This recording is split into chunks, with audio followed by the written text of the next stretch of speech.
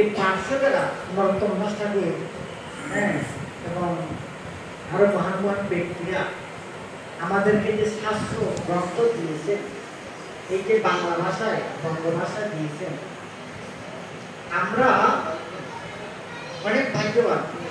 আমরা বাংলা ভাষা শিখি, ভগবানকে প্রার্থনা করতে পারি সেই ভাষায়। বিশেষ করে যারা অন্য দেশে জন্মগ্রহণ করেছেন ওনাদের অনেক কষ্ট হয়ে যায়, কারণ ভগবানের সমস্ত স্তুতি বাংলা ভাষায়, বাংলা ভাষায় বেশি। কেন? ভগবান এই বাংলাদেশে জন্মগ্রহণ করেছেন। আপনারা বুঝতে পেরেছেন, আপনারা উভয় দিকে ভাগ্যবান। কারণ অন্য কোনো রাষ্ট্রের মানুষ যদি ভগবানের স্তুতি করতে হয়, ভগবানের প্রার্থনা করতে হয়, ভজন করতে হয়, ওদের বাংলা ভাষা শিখতে হবে। হ্যাঁ, কিন্তু অনেক কষ্ট হয়ে যায় আমাদের। তাই আপনার সেই ভিডিও হচ্ছেন অনেক ভাগ্যবান। বুঝতে পেরেছেন? তারপর বিশেষ করে ভগবান এই যে চারটি যুগের মধ্যে কোন যুগে বেশি লীলা করেছে জানেন? সত্যযুগ, ত্রেতাযুগ, দ্বাপর যুগ। সবচেয়ে বেশি লীলা করেছেন ভগবান দ্বাপর যুগ। আর দ্বাপর যুগে ভগবান এই যে এত লীলা করেছেন সেটি কার জন্য? এগুলা আমাদের জন্য।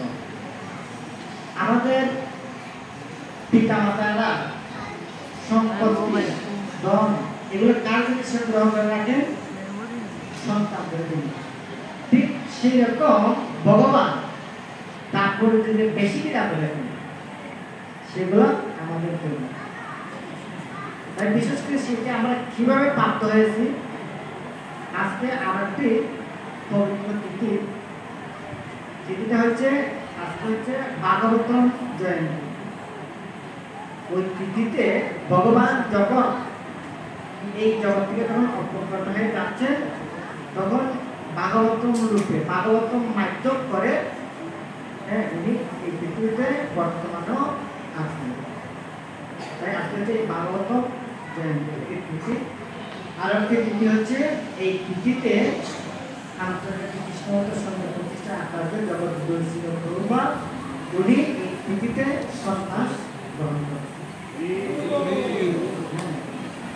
আপনারা একটা খুব পুরনো তিথিতে আসছেন। তার বিশেষ করে এই যে ছিল প্রভুপাদ, যদি ছিল প্রভুপাদ, হ্যাঁ, সন্ন্যাস গ্রহণ না করতেন, আজকে আমরা এই যে পবিত্র স্থানে আপনারা আসছেন, আমরা সেটি পেতাম না। তাই প্রভুপাদের মাধ্যমে, প্রভুপাদ কিন্তু এখানে আসেন নাই, তাই ওনার শিষ্য হচ্ছে শ্রী শ্রীমৎ জয়প্রকাশ স্বামী পরমারাধ্য গুরু। উনি এই বাংলাদেশে কত সালে আসছে জানেন? 1978 সালে। 1978 সালের আগে এখানে কেউ আসছে? 1978 সালে এখানে এরকম কিছু ছিল না। তাই 1978 সালে এসে এখানকার স্থানীয় বংশের সাথে কথা বলে, হ্যাঁ, ওনাকে প্রভুপাদ বলছেন যে তুমি কোথায় যাও?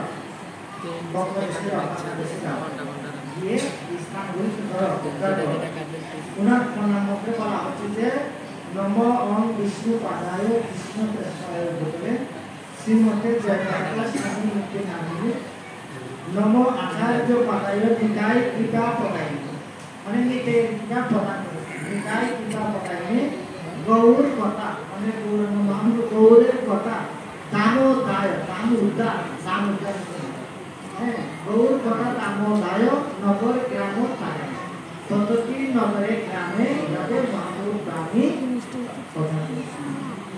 হ্যাঁ, তাই ওনাকে আবার অনস্য নিত্যানন্দ প্রভুর অবতার বলা। উনি নিত্যানন্দ প্রভুর পিতা প্রধান রসপতি জ্ঞান এবং নগর। তাই বিশেষ করে ওনার কৃপায় আমরা দেখেন, উনি 1978 সালে আসছেন, তখন এখানে ছিল না।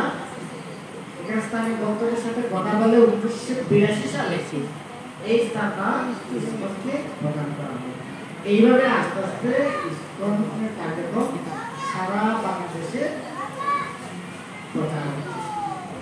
হ্যাঁ, তাই ওনাদের মাধ্যমে আপনারা আপনারা পবিত্র